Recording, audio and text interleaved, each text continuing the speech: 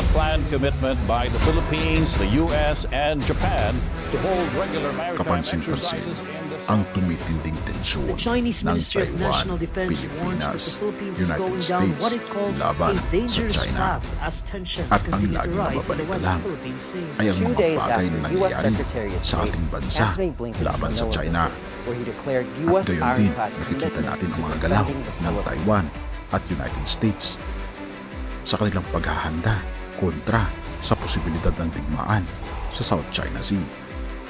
Ngunit bihira at hindi makita masyado kung ano nga ba ang nangyayari sa loob ng Chinese military at paano hinahanda ni President Xi Jinping ang kanyang bansa at ang 2 milyong mga armies laban sa potensyal na digmaan sa South China Sea.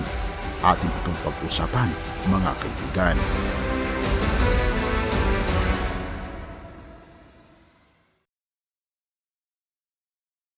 Siya nga pala mga kaibigan, kung nais nyo mag-donate sa ating channel, ay hinihikayat kita na sumali sa ating membership club na kung saan mabe-benefit ka sa mga private chats, badges, gayon din makakatanggap ka ng ating free ebook na Steps to Christ.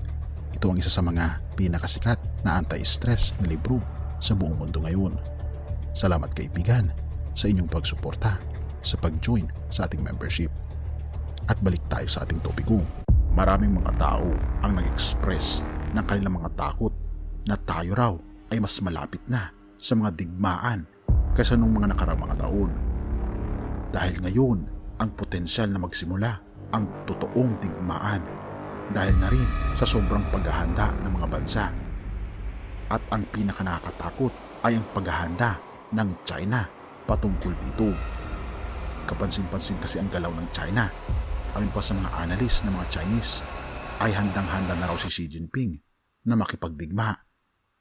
Dahil sa pag-upo pa lang nito, ay ang priority niya na ay ang military at binabalak nitong mag-colonize ng ibang mga bansa katulad ng Taiwan para madagdag sa teritoryo ng China. At kapansin-pansin, ang Chinese military ay nasa pagmamadali ayon na rin sa isang dokumentary na kinuhanan ng CNN Insider.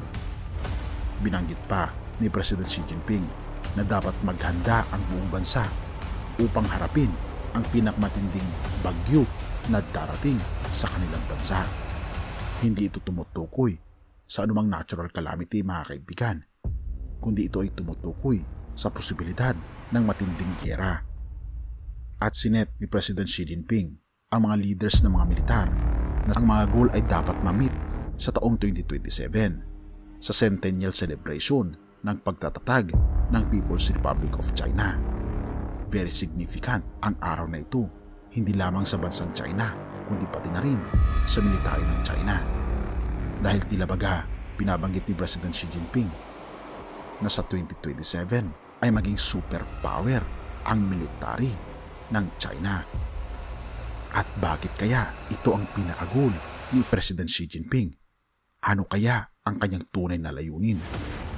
Ang US Intelligence Director ng CIA o Central Intelligence Agency ng United States of America, kanilang pinanggit ang isang impormasyon na nag-leak na galing daw sa insider ng China. Ika pa dito, CIA Director, China readying for Taiwan invasion by 2027.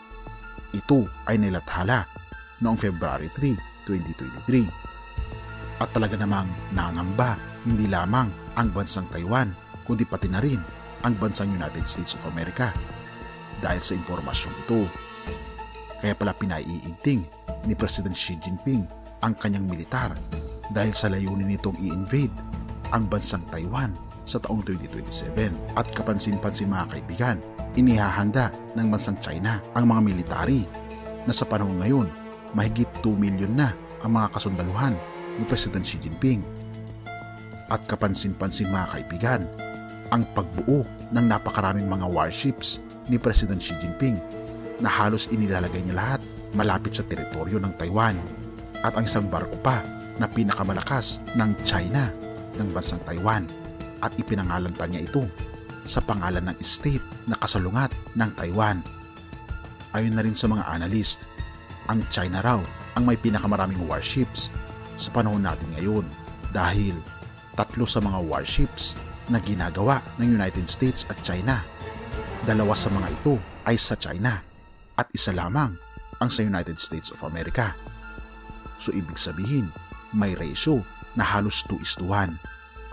Ang tawag sa mga military ni President Xi Jinping ay People's Liberation Army. Nire-recruit ang mga armies sa edad 18 years old pataas at sinasanay sila sa matitinding mga training na tila baga sasabak sila sa isang digmaan sa maikling panahon lamang. Ang nuclear warheads ay isa rin sa mga proyekto ni President Xi Jinping dahil siya lang ang nakagawa ng mas malakas na military equipments at warheads sa kasaysayan ng mga umupong mga leaders ng China. Dahil naibalita noong taong 2022, mayroon ng stockpile na 350 nuclear warheads ang bansang China ngayon. At kung ito ay papasabugin at kahit na 100 lang na mga nuclear warheads ang ipapasabog sa buong Pilipinas, ay malamang sa malamang wasak ang ating buong bansa. Ganito nakalakas ang China ngayon at seryoso si President Xi Jinping sa kanyang mga balak. Ngunit binabanggit ng mga ibang analyst, hindi raw totoo ang balibalita ng CIA. Dahil wala naman daw silang masyadong nakikitang dahilan ni Xi Jinping para simulan ang digmaan sa West Philippine Sea. Ngunit hindi bulag ang ating mga mata, mga kaibigan, at hindi rin bingi ang ating mga tenga na ang mga pangyayaring ito ay mangyayari sa huling kapanahunan na binabanggit din sa banal na kasulatan na magkakaroon ng mga digmaan at mga alingaw-ngaw at haka-haka ng digmaan at ito ang simula ng wakas. Kaibigan, totoo man o hindi ang binabalak ng China laban sa mga karatig na bansa, ako'y lubos na naniniwala na ang ating Panginoong Hesus pa rin, siya pa rin ang may kontrol ng lahat. Unang Kronika 29 verse 11, sa inyo ang kadakilaan, ang kapangyarihan, ang karangalan, at ang pagtatagumpay, sapagkat inyo ang lahat ng nasa langit at nasa lupa, sa inyo ang kaharian, at kayo ang dakila sa lahat.